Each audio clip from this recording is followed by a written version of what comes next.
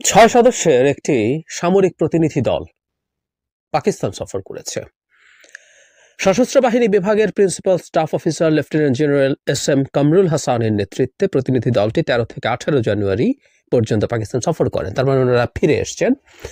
এটা আন্তঃবাহিনী জনসংযোগ পরিদপ্তরের সংবাদ বিজ্ঞপ্তিতে জানানো হয়েছে। মানে বাংলাদেশের একটা সামরিক দল, প্রতিনিধি দল পাকিস্তান সফর করছে। এটা নিয়ে নানা কথা হবার কথা, এবং কোথায় হবার কথা আমরা নিশ্চয়ই বুঝতে পারছি।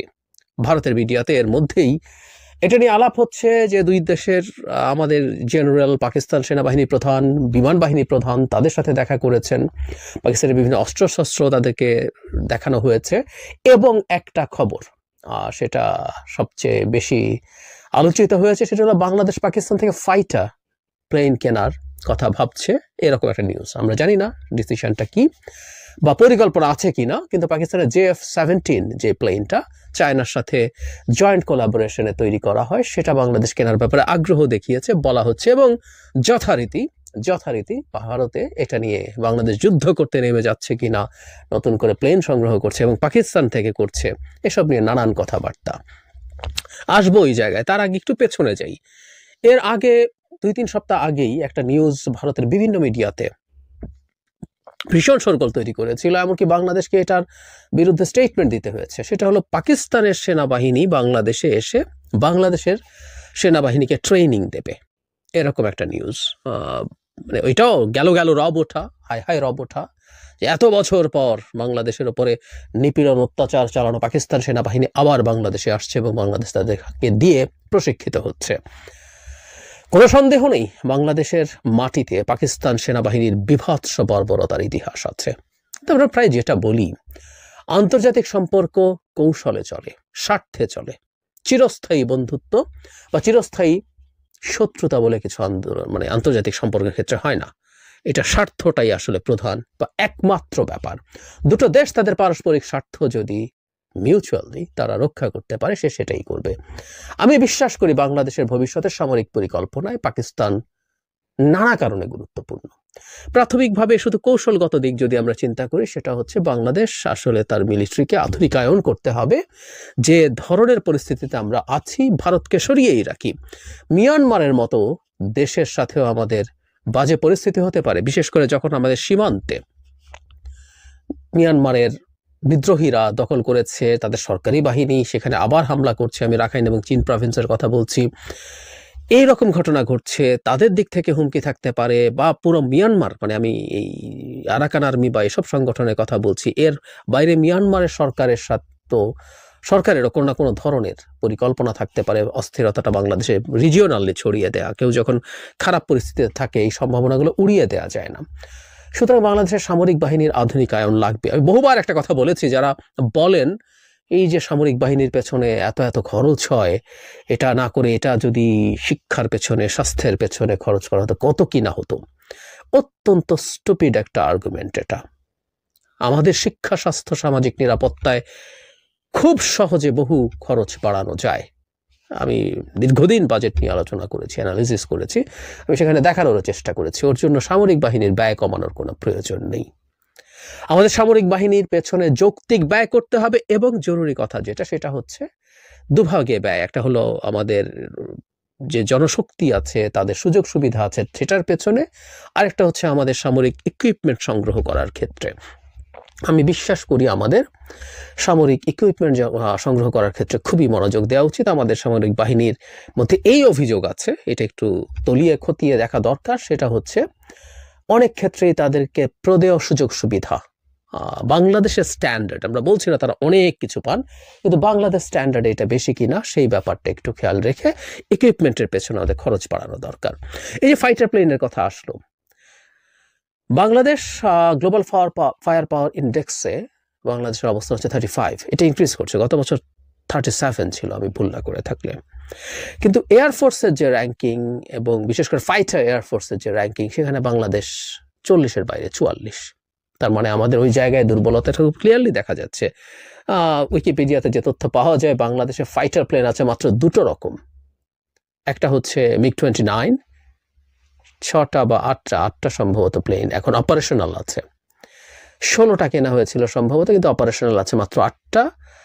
আর 36টা আছে J7, মানে এক ধরনের প্রাগৈতিহাসিক বিমান এভাবে বলা যেতে পারে। J7 হচ্ছে আসলে MiG-29 প্লেনটার একটা লাইসেন্সড ভ্যারিয়েন্ট, চায় না এটা বানাতো। এরপর যেটা হয়, প্রত্যেকটা প্লেন অনেকটা আপগ্রেডেড হয়ে থাকে। প্রথম যখন MiG-29 বানানো হয়েছে 10 বছর, 15 বছর, 20 বছর পর ওটা একই প্লেন থাকে না, আই অ্যাগ্রি। ঠিক একইভাবে J7 যতদিন ধরেই বানাক না কেন, এটার আপগ্রেডেড ভার্সন হচ্ছে, বাংলাদেশে অনেকগুলো ভার্সন আপগ্রেডেড গুলো কিনেছে বা অনেকগুলো আপগ্রেড করিয়ে নিয়েছে। মানে অনেক কিছু, ও কিভাবে ধরনের অস্ত্র ব্যবহার করে সেটার আপগ্রেডেশন হয়, এভিয়ানিক্স, তার সবকিছু মিলে, তার রেডার সহ, তার সেন্সিটিভিটি রেডারের, এইরকম নানানভাবে এগুলোকে আপগ্রেড করে তোলা যায়।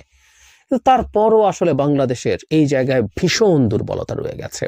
আমি উইকিপিডিয়া ঘেটে দেখলাম এবং গ্লোবাল ফায়ার পাওয়ার ইন্ডেক্সেও দেখলাম বাংলাদেশের একটা অ্যাটাক হেলিকপ্টার নেই। আমাদের একটা এয়ারফোর্স আছে যেটার কোনো অ্যাটাক হেলিকপ্টার নেই, জেনুইন অ্যাটাক হেলিকপ্টার। আমরা জানি অনেক হেলিকপ্টারের মধ্যে আপনি অ্যাটাক করার মতো জিনিসপত্র নিতে পারেন, বিশেষ করে রকেট লঞ্চার নেওয়া যায়, সাথে ক্যানন নেওয়া যায়, এগুলো আছে, কিন্তু একেবারে ডেডিকেটেড অ্যাটাক হেলিকপ্টার বাংলাদেশে একটাও নেই। সো আমাদের তো আসলে এই জিনিসগুলো আপগ্রেড করতে হবে। JF-17 যে প্লেনটা পাকিস্তানে তৈরি হয়, সেটা একটা 4th জেনারেশন এবং মাল্টি রোল ফাইটার। এটা ইম্পর্টেন্ট। সেটা হলো আমাদের MiG-29 আছে মাল্টি রোল, কিন্তু J7 আসলে জাস্ট ইন্টারসেপ্টার ফাইটার, এভাবে বলতে পারি সহজ। মানে এটা শুধুমাত্র অন্য প্লেনের সাথে ফাইট করতে পারে, যে অ্যাটাক করতে আসছে তাকে ঠেকানোর জন্য পাল্টা। কিন্তু মাল্টি রোল, নানান রকম মাল্টি রোল হয়, কিন্তু আমি দেখলাম JF-17 অন্তত 3টা কাজ সে করতে পারে। সে ইন্টারসেপ্টর হিসাবে ইউজ করতে পারে, সে মানে অন্য যুদ্ধ বিমানকে ঠেকানোর ক্ষেত্রে তার সাথে ফাইট করতে পারে, সে গ্রাউন্ড লেভেলে গ্রাউন্ডে অ্যাটাক করতে পারে, এবং এরিয়াল রিকনসেন্স খুব ইম্পর্টেন্ট, সে ওপর থেকে নজরদারি করতে পারে বাতাস থেকে। সো এই ধরনের মাল্টি রোল ফাইটারেরই যুগ এখন। এই যে আমরা যেসব প্লেনকে অনেক বেশি দেখি, সেগুলো সবই মাল্টি রোল আসলে। যেমন এখন আমেরিকার লেটেস্টগুলোর কথা যদি বলি, সেগুলো F-35, F-22 প্রত্যেকটা মাল্টি রোল ফাইটার, যেগুলো খুবই আলোচিত আর কি।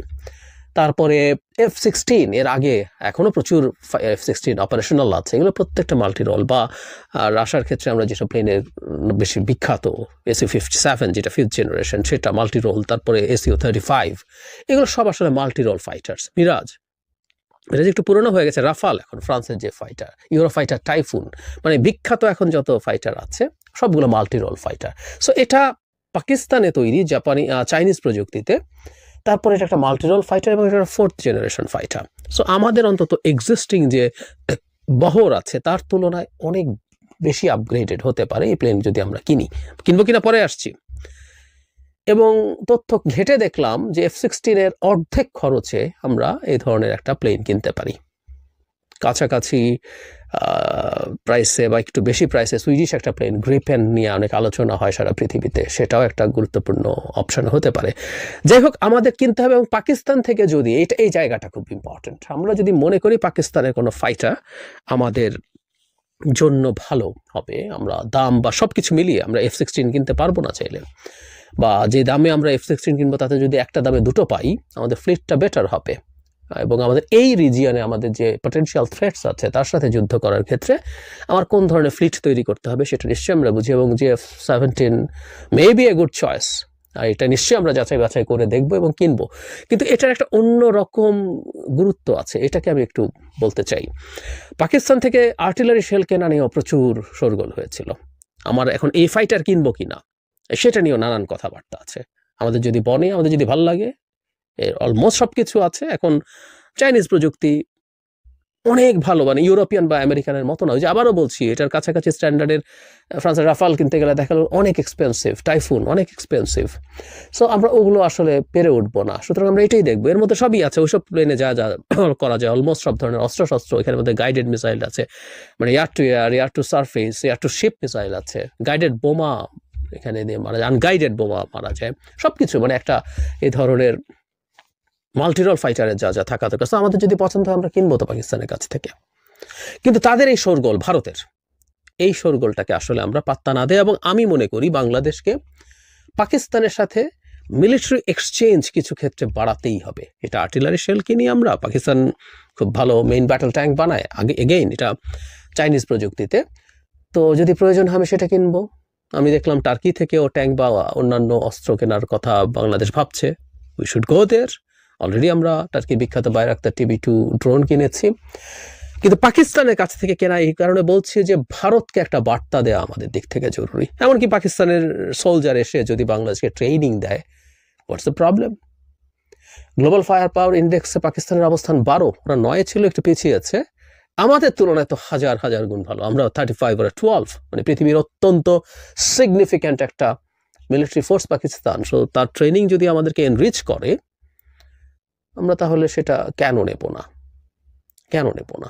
সুতরাং এটা ভারত অন্তত এই ক্ষেত্রে নাক গলানোর কিছু নেই যে আমাদেরকে রীতিমতো আবার ব্যাখ্যা দিতে হবে না পাকিস্তানের মিলিটারি আসছে না, এগুলো পাত্তা না দেয়া। আমি মনে করি পাকিস্তানের কাছ থেকে এই সামরিক সক্ষমতা যুক্ত করা, পাকিস্তানের সাথে সামরিক এক্সচেঞ্জ করা, এবং আমাদেরও নিশ্চয়ই দেওয়ার কিছু আছে, সেই এক্সচেঞ্জটা ভারতকে এই বার্তা দেওয়ার জন্য দরকার যে আমাদের সামরিক ক্ষেত্রে, মিলিটারির ক্ষেত্রে স্ট্র্যাটেজিক সভরেন্টি আছে। আমরা প্রায় একটা কথা শুনি, আমি জানি না, নিশ্চিত নই, যে আমরা MiG-29 কিনলাম, এটা নাকি মূলত এর এজেন্ট যারা ছিলেন তাদের বেনিফিট দেওয়ার জন্য। এটা আর্মামেন্ট, মানে আপনাকে যেসব অস্ত্রশস্ত্র দেওয়ার কথা, অলমোস্ট কোনো ভালো অস্ত্রশস্ত্র বাংলাদেশকে দেয় নাই। এটা সম্ভবত, আমি নিশ্চিত নই, কারো কাছে যদি জানা থাকে আমাকে এখানে জানাবেন, যে ভারতের চাপে, মানে আপনি একটা ফাইটার পেলেই তো হয় না, তাকে আপনি কি কি অস্ত্র দেন, ভ্যারিয়েন্টের ব্যাপার আছে, তারপরে কি কি অস্ত্র দেবেন সেগুলোরও ব্যাপার আছে। ভারতের যে কারণে বাংলাদেশকে MiG-29 যে ধরনের সর্বাধুনিক অস্ত্র ক্যারি করতে পারে, বেশিরভাগ ক্ষেত্রে সেগুলো দেয়া হয়নি, এবং তেমন কিছু নাকি আসলে দেয়াই হয়নি, এগুলো জাস্ট প্লেন কেনা হয়েছিল। সো এসব ফাজলামো আমরা আসলে আর সহ্য করব না, এটা একটু বার্তা দিতে হবে।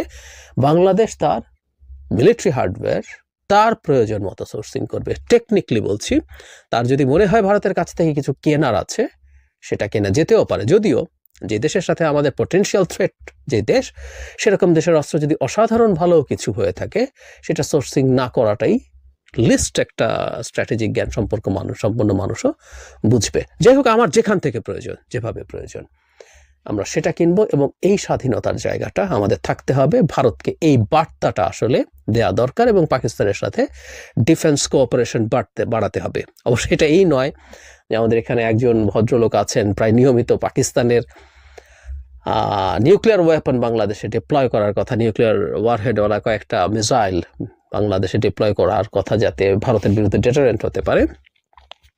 উদ্ভট, এটা কোনোভাবেই প্র্যাকটিক্যাল কোনো সাজেশনই না, একেবারেই মানে ইমপ্র্যাকটিক্যাল একটা কথা। এটা কোনোদিন হবেও না, চাইলেও হবে না, আর চাওয়াই উচিত না। আমরা ব্যক্তিগতভাবে মনে করি বাংলাদেশ এই ধরনের প্রভোগ করবে না, এতটুকু স্টুপিড বাংলাদেশের কোনো সরকার হবে বলে আমি বিশ্বাস করি না। কিন্তু আমাদের, বারবার যে কথাটা বলছি, আমাদের শক্তিশালী একটা মিলিটারি দরকার, এবং সেটাই আমাদের স্ট্র্যাটেজিক সভরেন্টি থাকা দরকার। ভারতকে এই বাস্তবতাও মেনে নিতে হবে, বাংলাদেশ একটা স্বাধীন সার্বভৌম দেশ, সে তার নিজের টাকায় যেখান থেকে সম্ভব, যেভাবে সম্ভব, যে ধরনের সম্ভব, যে ভ্যারিয়েন্টের সম্ভব, সে তার অস্ত্রশস্ত্র, গোলাবারুদ সে সংগ্রহ করবে।